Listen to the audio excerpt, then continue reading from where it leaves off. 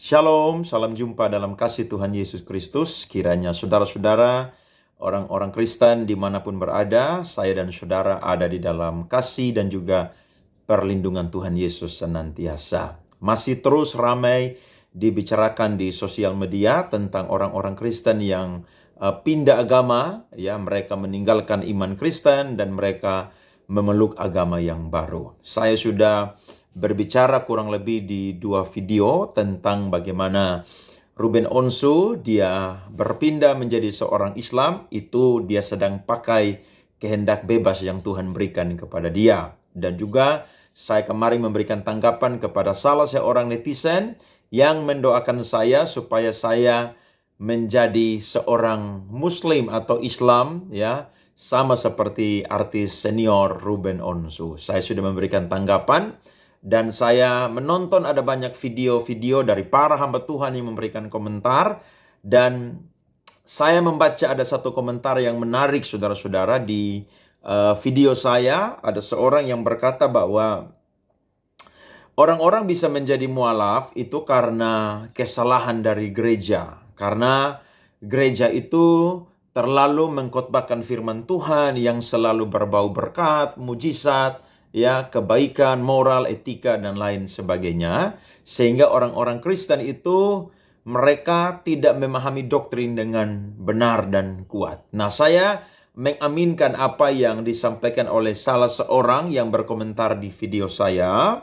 Dan memang ini jadi salah satu acuan, bahkan juga peringatan supaya gereja hari-hari ini sadar tentang keadaan di mana ada banyak sekali orang Kristen yang berpindah ke agama yang lain. Bukan cuma Islam saja, tetapi juga berpindah ke agama yang lain. Dan Alkitab mengatakan bahwa memang salah satu tanda sebelum Tuhan Yesus Kristus datang kedua kali adalah ada banyak orang yang akan murtad, saudara-saudara. Jadi, kalau saya dan saudara mendengar ada banyak orang yang meninggalkan iman Kristen, itu salah satu penggenapan daripada apa yang sudah Tuhan itu nubuatkan jauh-jauh hari. Sehingga kalau orang-orang itu benar-benar hidupnya tidak sungguh-sungguh cinta Tuhan, maka mereka akan dengan mudah sekali meninggalkan iman Kristen. Tetapi tidak semua gereja pun juga yang tidak fokus untuk mengkhotbahkan firman Tuhan yang berbau doktrinal, saudara-saudara. Saya sendiri di gereja saya yang saya gembalakan, 1 bulan saya khotbah berbau doktrin dan 1 bulan kemudian saya berkhotbah dengan hal-hal praktikal. Nanti masuk bulan berikutnya lagi doktrin. Jadi doktrinal, praktikal itu saudara dikhotbahkan itu dengan sering berganti. Sehingga jemaat pun juga tidak terlalu jenuh dengan doktrin yang berat. Tapi jemaat pun juga tidak dininabobokan dengan khotbah-khotbah yang praktikal. Yang hanya bicara tentang moral, tentang etika, yang berbau humanis. Bahkan juga khotbah yang hanya menyampaikan berkat ataupun juga mujizat. Ada banyak gereja yang mengkhotbahkan tentang doktrin-doktrin Kristen. Dan kalau kita lihat hari-hari ini, ada begitu banyak hamba Tuhan yang gencar untuk berbicara tentang doktrin. Dan saya salah satu hamba Tuhan yang rindu untuk berbagi lewat sosial media ini pengajaran-pengajaran firman Tuhan yang menjadi dasar iman Kristen, supaya saudara-saudara yang hari ini Kristen jangan pernah meninggalkan Tuhan Yesus Kristus. Jangan pernah. Kenapa? Karena dia adalah satu-satunya Tuhan Allah dan Juru Selamat. Nah, saya memberikan judul di video saya ini adalah, inilah penyebab orang-orang Kristen menjadi murtad. Ada satu firman Tuhan yang mendasari apa yang saya akan bahas pada saat ini. Dari Injil Lukas, pasalnya yang ke-8 ayat 11 sampai ayat yang ke-13. Inilah arti perumpamaan itu. Benih itu ialah firman Allah, yang jatuh di pinggir jalan itu ialah orang yang telah mendengarnya. Kemudian datanglah iblis lalu mengambil firman itu dari dalam hati mereka, supaya mereka jangan percaya dan diselamatkan. Saudara-saudara, yang pertama seseorang itu bisa menjadi murtad adalah karena dia menjadi orang Kristen yang keras hatinya terhadap firman Tuhan. Alkitab ini berbicara bahwa penabur itu adalah Tuhan sendiri, Dan benih yang ditabur itu adalah benih yang terbaik, yakni firman Tuhan. Rasul Petrus berkata bahwa benih itu adalah benih ilahi. Nah, kalau kita perhatikan saudara, ketika benih ini ditaburkan, maka benih itu jatuh atau benih itu direspon oleh hati yang keras. Sehingga ketika firman itu didengar, firman itu tidak masuk ke dalam hati. Firman itu cuman masuk di telinga sebelah, akhirnya juga keluar di telinga sebelah. Sehingga benih itu tidak masuk, benih itu tidak tinggal, sehingga benih itu tidak yang namanya berakar, bertumbuh, dan berbuah. Nah, ada banyak orang Kristen yang pergi ke gereja hanya sekedar rutinitas, hanya sekedar agamawi. Mereka tahu bahwa hari Minggu adalah hari bergereja.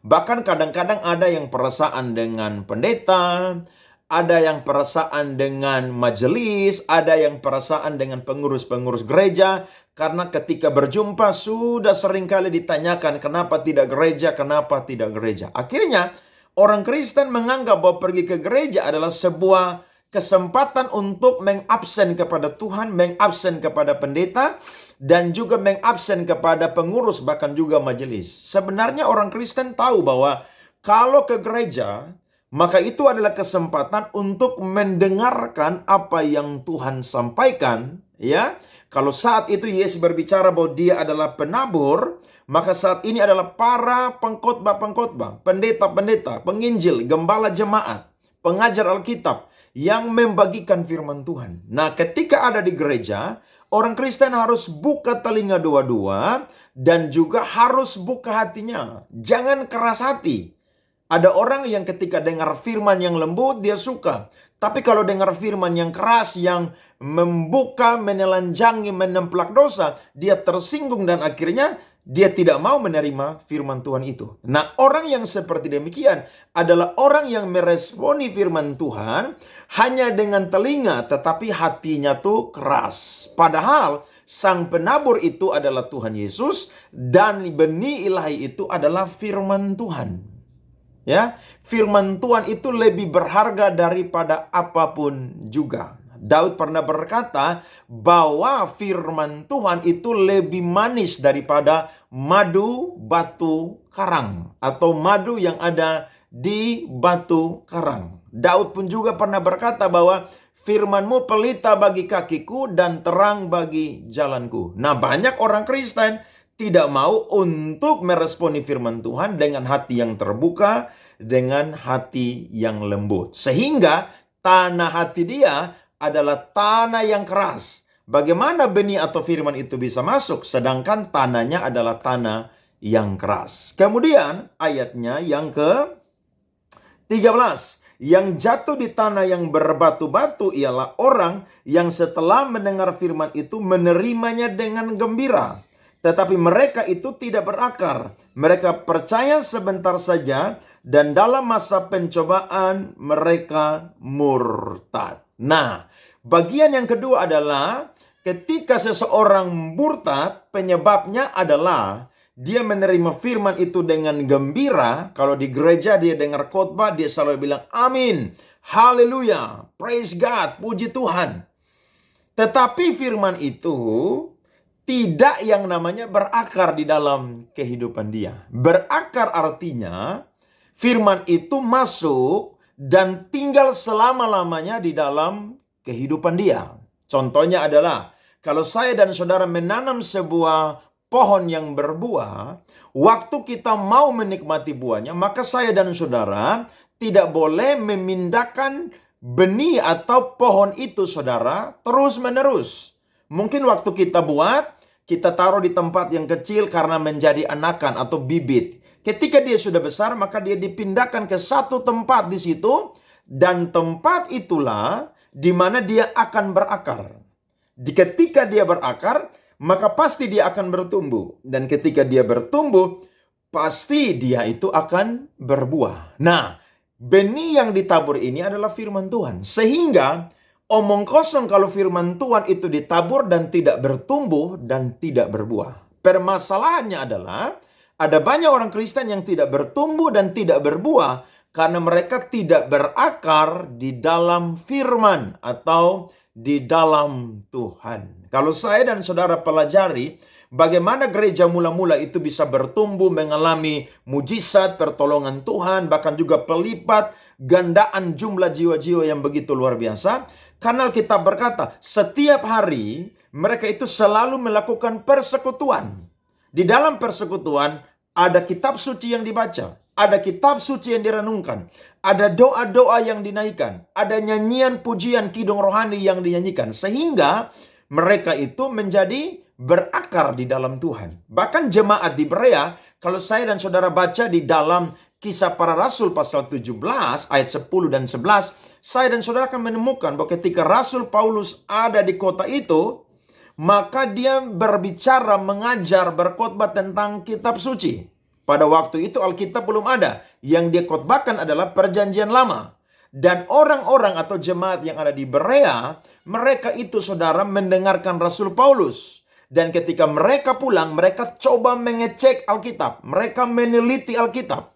Kira-kira apa yang disampaikan oleh Rasul Paulus itu sesuai dengan kitab suci perjanjian lama atau tidak. Bahkan Alkitab juga berkata, ketika Ezra, saudara-saudara, dia mengambil keputusan untuk yang namanya mempelajari kitab suci, meneliti kitab suci, bahkan juga melakukan kitab suci. Jadi, kalau orang Kristen menjadi murtad, jawaban yang kedua adalah karena dia tidak berakar di dalam Tuhan, atau dia tidak berakar di dalam firman. Ya, gereja ogah-ogahan, tidak pernah baca Alkitab dengan tekun setiap hari, tidak pernah mau ikut PA atau pendalaman Alkitab di gereja, tidak mau dimuridkan, tidak mau dibentuk, bahkan juga dia menganggap agama itu adalah sesuatu yang biasa-biasa saja. Padahal kalau orang memeluk agama Kristen, maka dia harus bersyukur. Kenapa? Karena dia punya Tuhan. Kristen itu memiliki Tuhan yang adalah Allah dan Juru Selamat. Sehingga tidak akan pernah bisa menurut kekristenan satu orang pun yang menjadi Juru Selamat. Juru Selamat itu mutlak hanyalah Tuhan Yesus Kristus. Jadi saya dan saudara orang Kristen hari-hari ini, mari menghargai waktu dan kesempatan yang Tuhan berikan. Saya mau bilang, kalau saudara tidak berakar di dalam Tuhan, daya tarik dunia, ajaran-ajaran sesat, orang-orang yang dipakai oleh iblis akan terus mengajak saudara untuk meninggalkan iman Kristen. Hari ini ada banyak orang yang tinggalkan iman Kristen karena jodoh atau pasangan hidup. Ada banyak orang yang tinggalkan iman Kristen karena pekerjaan, karena jabatan. Ada banyak orang yang tinggalkan iman Kristen karena hanya ingin populer. Ada banyak orang yang tinggalkan iman Kristen karena ingin hanya mau mendapatkan kekayaan dan lain sebagainya. Saya dan saudara tidak boleh seperti demikian. Sekali Yesus, tetaplah Yesus. Saya selalu bicara di gereja di mana saya menggembalakan Tuhan percayakan. Saya selalu khotbahkan firman Tuhan yang berbau doktrinal, yang berbau praktikal, supaya jemaat itu seimbang di dalam iman Kristen. Jadi, mari terus kuat di dalam Tuhan. Saudara-saudara, sebagai orang percaya, orang Kristen, kita hidup di dunia ini hanya menumpang. Dunia ini bukan tempat kita selama-lamanya. Ketika Kristus datang kedua kali, semua ini akan dimusnahkan. Yang tetap selama-lamanya hanyalah firman Tuhan. Amin. Kiranya saudara-saudara diberkati dengan pesan dari saya ini. Saudara, jangan ada lagi yang meninggalkan iman Kristen. Kalau ada yang pindah menjadi Kristen, kita bersyukur karena mereka memiliki atau mendapatkan jalan yang benar ke surga. Kalau ada yang meninggalkan iman Kristen, kita belajar supaya saya dan saudara jangan sama seperti mereka. Karena ketika saudara menjual Tuhan Yesus Kristus sama seperti Yudas, saya dan saudara akan menyesal di hari kiamat atau akhir zaman nanti. Kiranya Tuhan Yesus memberkati kita semua. Amin.